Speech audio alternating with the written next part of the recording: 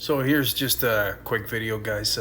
This product, Berryman's Chem-Dip, is a product I've been looking at buying for some time. In the video, you'll notice it's been decanted into just a plain can. I had to buy another can because Amazon done me the favor of smashing the bejesus out of the original container and it was leaking. Some of you guys might recall this little carburetor from my neighbor's snowblower. What was it? 8 months ago, 9 months ago, whatever it was. He damaged it in an attempt to repair it. Ended up replacing the carburetor on that.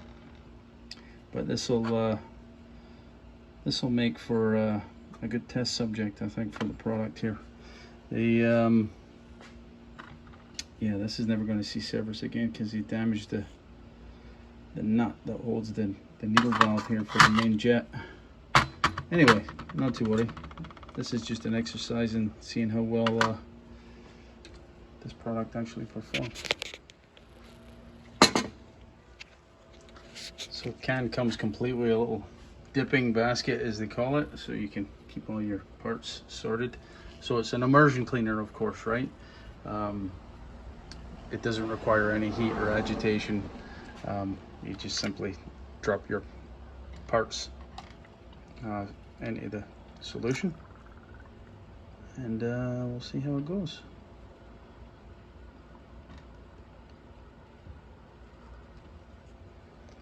Of course, the length of time that you leave it in the solution is going to dictate the depth of cleanliness that you'll actually get in the parts, right? I'll give you the instructions on the can at the end of the video, guys. You can read it for yourself if you wish. Don't put any plastic parts in there. It warns it's safe for most parts. Well, with my luck, of course, the first plastic part I'll put in here will disappear in a goo in no time at all. So let's see here.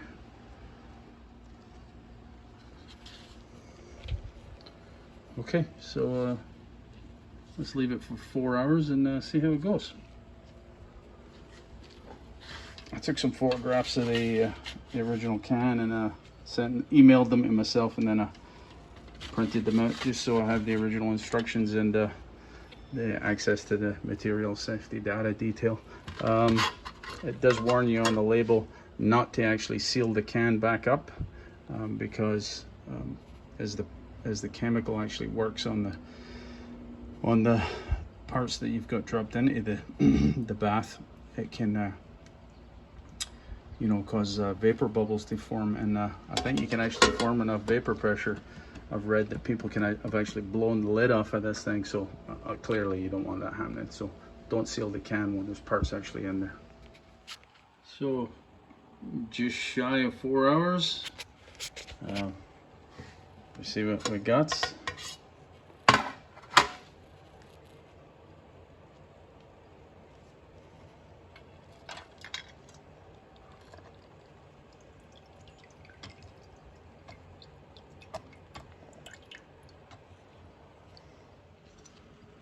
This is with 0 scrubbing, no agitation, really no parts prep at all, guys. That looks really good. If you recall, there was some varnish sitting in the bottom of that bowl there. That appears to be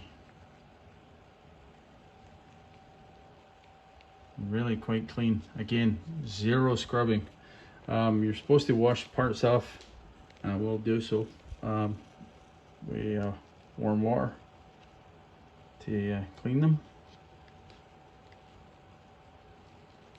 And that is really quite clean. Again, 0 scrubbing, no brush work at all.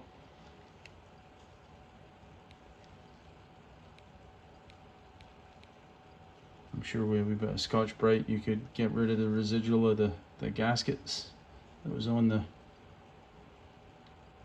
milled surfaces there.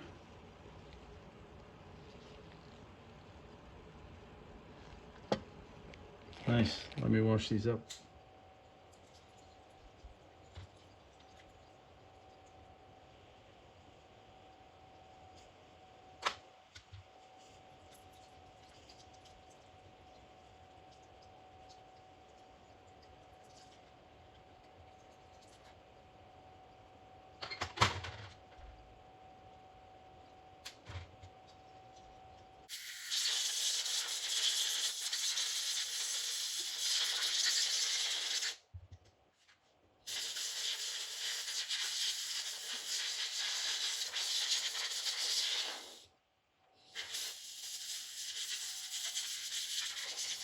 Okay, again, I promise you, there was no preparation, there was no scrubbing, there was no nothing to these parts, guys.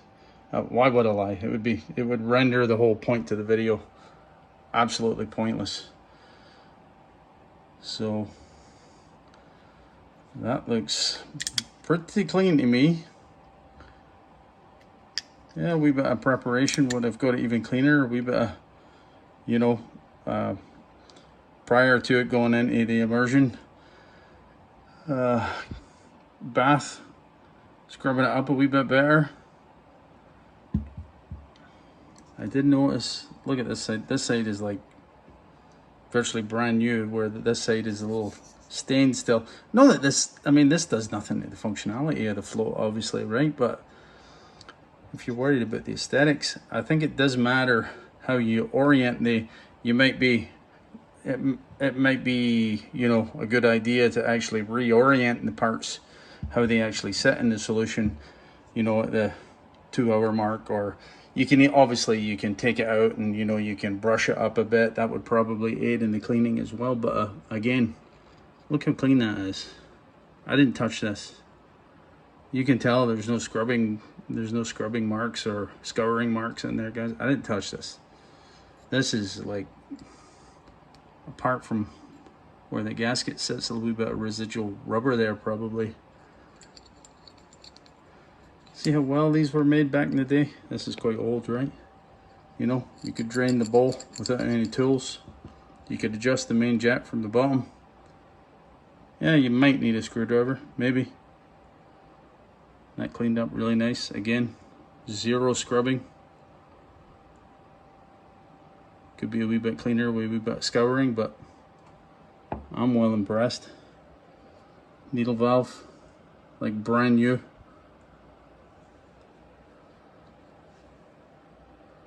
Again, there is a difference in how this is oriented in the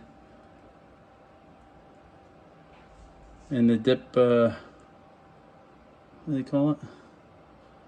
Dip basket, yeah. And the pin. Amazing.